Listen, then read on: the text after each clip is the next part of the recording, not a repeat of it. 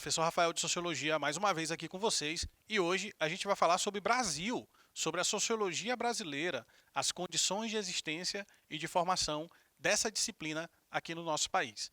E para a gente começar a tratar do assunto, eu vou enumerar para vocês os tópicos que iremos trabalhar na aula de hoje. Então já te prepara aí, pega lá o caderno, a caneta, vai fazer as anotações e se liga nas dicas da aula de hoje, certo? Vamos lá. Primeiro tópico, a gente vai trabalhar as condições de existência da sociologia brasileira. Professor, o que é isso? Basicamente, a gente vai compreender quais são as condições históricas, culturais e intelectuais onde se deu a formação da sociologia aqui no nosso país. Esse é o primeiro tópico, essa é a primeira parte da aula. Na segunda parte, a gente vai falar da primeira fase da sociologia, chamada de fase formativa. Alguns também chamam de pré-sociologia, não tem problema. A fase formativa é a mesma pré-sociologia no Brasil. Depois, terceiro tópico, a sociologia propriamente dita. A formação da sociologia, a fase de organização da sociologia brasileira, também chamada de fase B, ou então geração de 30. E aí, para finalizar a aula com chave de ouro, vamos citar quais são os principais temas abordados pela sociologia brasileira nessas primeiras fases, nesses primeiros períodos. Tudo bem? Então acompanha comigo, a gente começa agora falando sobre contexto, sobre condições de existência da sociologia aqui no Brasil. E aí a gente lembra que a sociologia no todo, esquece Brasil por enquanto, a sociologia no geral é uma disciplina que está muito relacionada ao processo de modernização da sociedade, ao processo de industrialização, ao processo de urbanização. Foi assim que ela surgiu na Europa, na França, na Alemanha, sempre permeada por esse contexto de crescimento das cidades, de desenvolvimento do capitalismo industrial, certo? Então esse é o contexto de formação da sociologia. No Brasil também foi a mesma coisa, só que a diferença é que a industrialização brasileira e a modernização da sociedade brasileira vai acontecer depois do que aconteceu na Europa. Então por isso que a sociologia brasileira ela também é tardia. Ela tem um desenvolvimento tardio. Ela foi formada e foi consolidada mais tarde do que a sociologia francesa, do que a sociologia alemã, para citar alguns exemplos, ok? Isso tem a ver com a própria formação do capitalismo brasileiro, da sociedade brasileira, sobretudo no começo do século XX. Então é para esse contexto ali, final do século XIX para o começo do século XX, que a gente vai voltar, para entender as condições de existência, para entender o contexto histórico de surgimento da sociologia aqui no nosso país. Então a gente vai necessariamente listar isso. Você vai anotar aí no seu caderno o seguinte: processo de modernização da sociedade brasileira. É um dos primeiros pré-requisitos para a gente começar a falar da sociologia aqui no Brasil. Segundo tópico, as novas relações de produção, oriundas da industrialização do país. Resumindo, a consolidação do capitalismo industrial no Brasil, que vai se dar no começo do século XX, nas primeiras décadas do século passado. Então lembra, ó, modernização, industrialização, urbanização. É esse o contexto. São essas as condições históricas, né, e sociais também que deram base à sociologia nacional. Olha só, é só você associar o desenvolvimento econômico, característico dessa consolidação do capitalismo fabril industrial no Brasil, com o intercâmbio cultural, com o fato de que, a partir do século XIX, muitos pensadores franceses, alemães e ingleses vieram para o Brasil também. Inclusive, a fundação da Universidade de São Paulo, nos anos 30, ela está diretamente ligada com muitos intelectuais europeus que vieram para o Brasil para poder fundar, né, os cursos ali da USP, inclusive o curso de Sociologia também. Ele tem uma grande influência de pensadores franceses, né? Então, esse intercâmbio cultural, essa vinculação com conhecimento produzido na Europa, principalmente, também vai ser um fator predominante e predeterminante para a sociologia acontecer e se consolidar no Brasil. A sociologia brasileira, como eu já disse, teve um desenvolvimento tardio em relação à sociologia europeia, pois as condições da consolidação do capitalismo no Brasil também foram tardias e a urbanização e a industrialização se tornaram predominantes somente após essa consolidação. Então a gente sempre vai imaginar isso.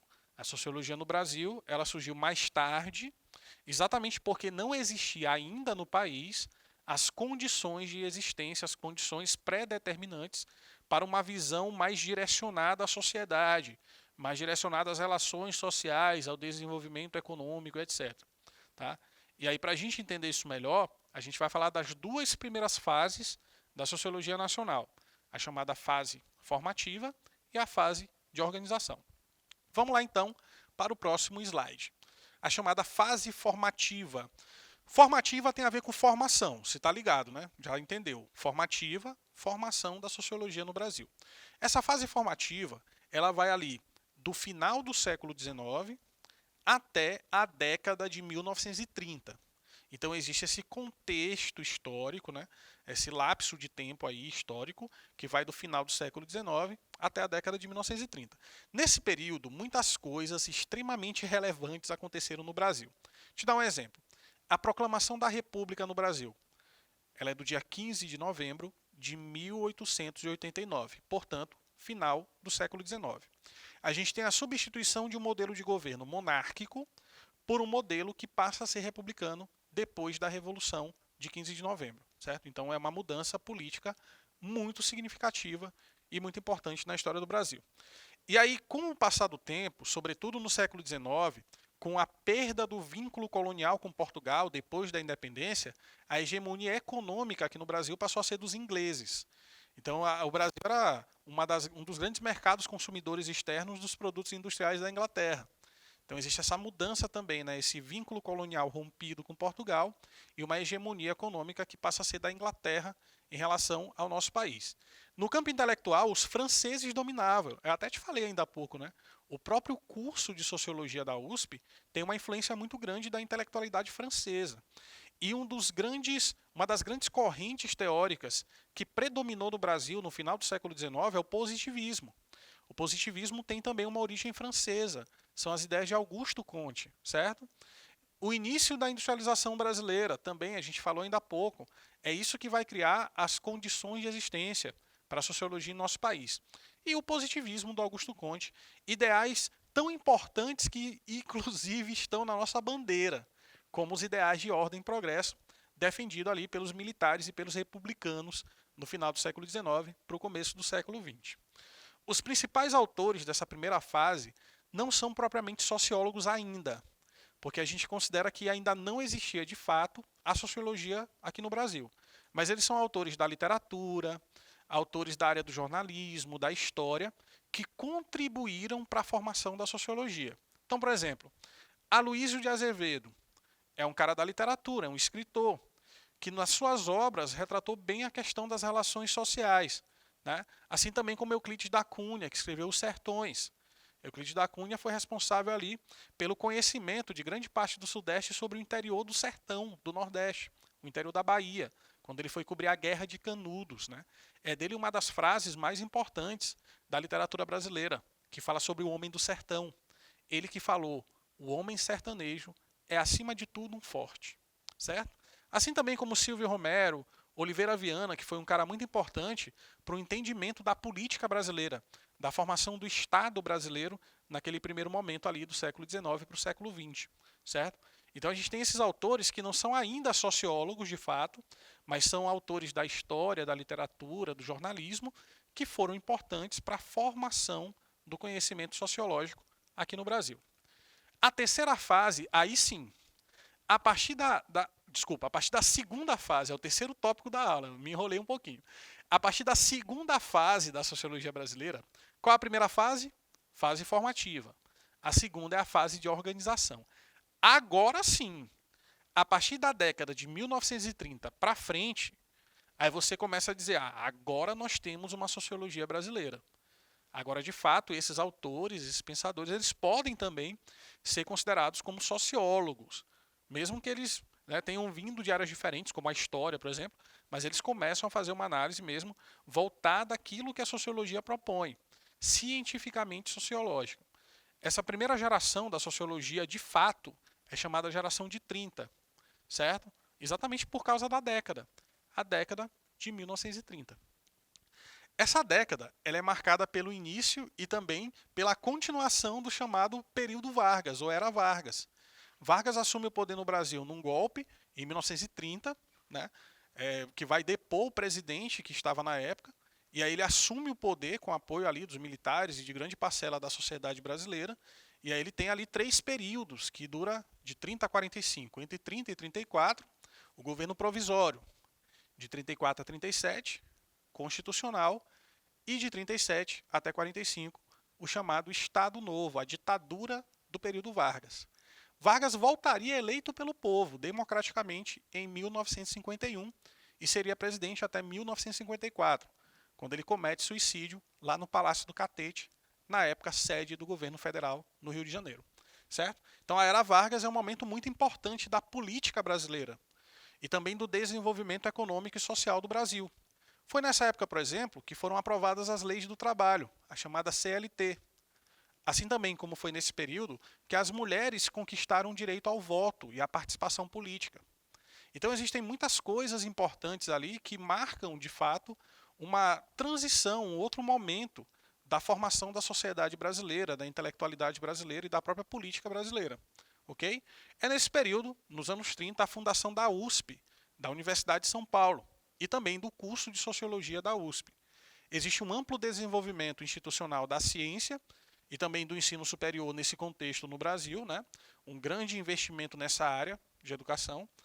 O desenvolvimento do capitalismo industrial é uma realidade nos anos 30, inclusive tem um quadro muito famoso daquela artista Tarsila do Amaral, que é aquele quadro Operários. Você deve se lembrar das aulas de arte, né?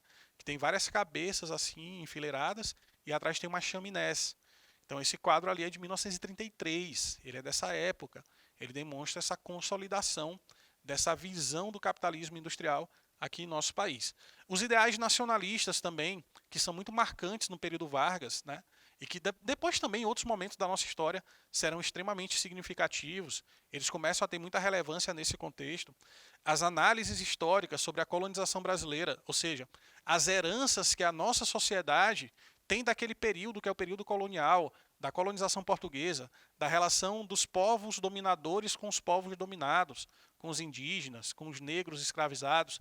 Tudo isso passa a ser um grande mote, uma grande característica da produção intelectual do nosso país nessa época. O processo de formação da sociedade e da cultura brasileira, desde o início da ideia de construir a sociologia no Brasil, esse é um dos principais temas. O entendimento de como o Brasil foi formado, de como o povo brasileiro, a cultura brasileira, a sociedade brasileira tem essas características tão marcantes, tão pontuais, como a miscigenação racial, a mestiçagem, né? Essa pluralidade cultural, que é uma marca da nossa cultura, da nossa sociedade. Como é que isso, com o passar do tempo, foi sendo construído? É uma preocupação desde o início do pensamento sociológico no Brasil e até hoje também. Muita gente se dedica a esse entendimento, a essa compreensão da formação do povo e também da sociedade brasileira. E por último aqui a influência dos povos formadores, tanto portugueses quanto imigrantes, quanto os indígenas que já estavam aqui quando os portugueses chegaram, né? E também os negros escravizados, os africanos, que foram trazidos à força para o litoral brasileiro para serem comercializados como escravos. Então, que tipo de influência esses diferentes povos? E quando a gente fala de índios, a gente está falando de muitos povos diferentes, né? Existe uma diferença grande entre várias etnias indígenas aqui. Então, os Cricatis são diferentes dos Guajajara, os Guajajara têm características diferentes dos Kaapó. Então, é uma diversidade também dentro da ideia de índio, assim também como a ideia de negro, né, de africano. Existem muitas etnias que vieram para o Brasil, que foram escravizadas e que vieram para o Brasil, como os bantus, os maleses, os sudaneses. Então, é uma diversidade também dentro dessa própria categoria. Como você percebe, o Brasil é um caldeirão cultural, um caldeirão, uma mistura muito grande de influências, de matrizes culturais e raciais muito distintas, muito diferentes. E essa formação do Brasil, como eu te falei, sempre foi uma preocupação e um dos assuntos mais relevantes na produção sociológica nacional. Certinho? Os principais autores da chamada geração de 30 não são os únicos, tem outros. Mas geralmente quando a gente vê questão de vestibular ou estuda também no ensino médio, a gente sempre vê esses caras que eu vou citar para você. Olha só. Gilberto Freire. Gilberto Freire é autor de uma das ideias, de uma das teorias mais polêmicas sobre a sociedade brasileira, que é a teoria da democracia racial. Calma que quando a gente estiver falando sobre os autores, a gente vai aprofundar um pouco mais nas ideias deles, inclusive da do Gilberto Freire. Tá? Aqui eu só estou citando para vocês, bem por cima, e depois, em outras aulas, daqui para frente, a gente vai aprofundando. Não se preocupa. Gilberto Freire, o cara da teoria da democracia racial, escreveu uma obra muito significativa para a história e para a sociologia brasileira chamada Casagrande e Senzala. Eu acho que até você já ouviu falar, né, nessa obra, é muito famosa. Depois o Caio Prado Júnior, que é um cara que se dedica mais ali, é um teórico que se dedica mais à compreensão das relações econômicas, da formação da burguesia nacional, do proletariado nacional. Ele tem um olhar que não é voltado tanto para a cultura, mas mais para as relações econômicas ou socioeconômicas do Brasil. O Sérgio Buarque de Holanda é um cara também que escreveu um livro muito importante chamado Raízes do Brasil, no final dos anos 30. É dele uma ideia, que é a ideia do brasileiro ser um homem cordial. Como eu te falei, relaxa que nas próximas aulas a gente vai aprofundar mais sobre esses assuntos. Eu só estou citando para vocês, bem por cima, para vocês já criarem ali a expectativa para essas próximas aulas, ok?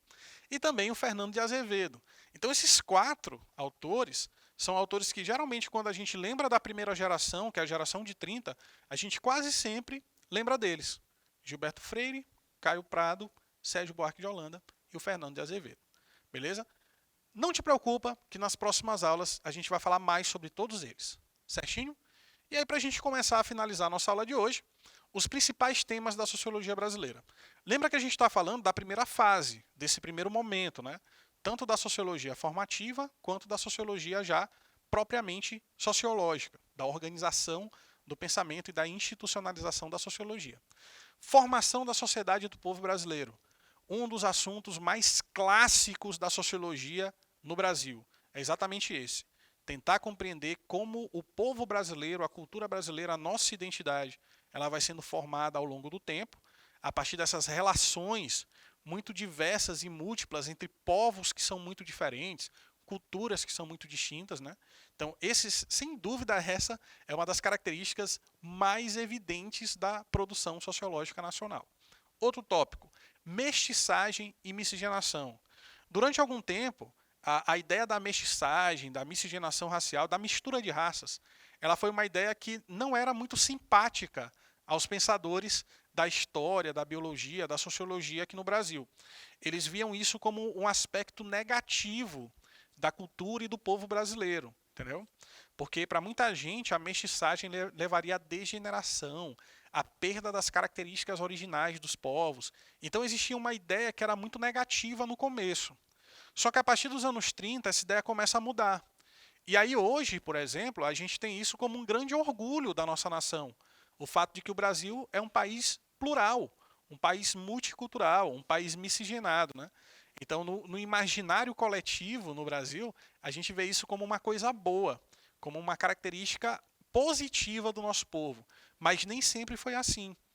Em momentos ali do final do século XIX, começo do século XX, a mestiçagem era vista como algo ruim, né? Era vista como algo extremamente danoso para a sociedade brasileira. Formação da identidade nacional. Volta lá para a questão da formação da sociedade também. Porque ao mesmo tempo que você fala de uma sociedade sendo formada, você está falando de uma identidade, de valores culturais que passam a ser compartilhados, do momento onde brancos, negros e indígenas se olham tão diferentes e pensam, nós somos brasileiros, nós fazemos parte de uma mesma cultura, nós temos ali valores em comum, hábitos em comum. Então esse processo ele é um processo que não é de uma hora para outra.